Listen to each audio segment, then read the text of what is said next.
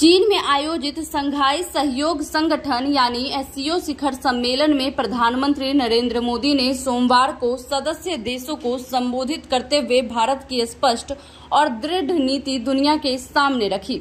उन्होंने इस दौरान कहा कि भारत ने एससीओ के सदस्य के रूप में हमेशा सकारात्मक भूमिका निभाई है और हमारी नीति 3 स्तंभों पर आधारित है।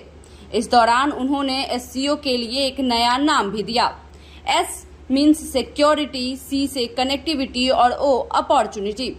पीएम ने जोर देकर कहा कि सुरक्षा, शांति और स्थिरता किसी भी देश की विकास की नींव है, लेकिन आतंकवाद, अलगाववाद और उग्रवाद इस राह में सबसे बड़ी बाधा बनकर खड़े हैं।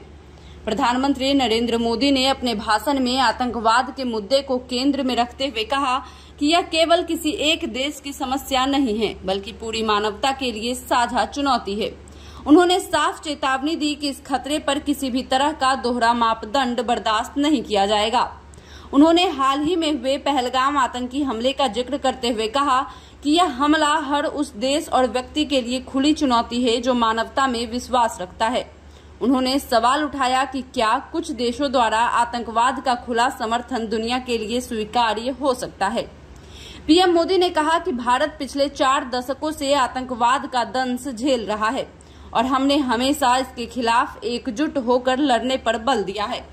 भारत ने न सिर्फ आतंकवाद के खिलाफ वित्त पोषण के खिलाफ आवाज उठाई है, बल्कि संयुक्त सूचना अभियान का नेतृत्व कर अलकायदा और उससे जुड़े आतंकी संगठनों के खिलाफ ठोस पहल की है।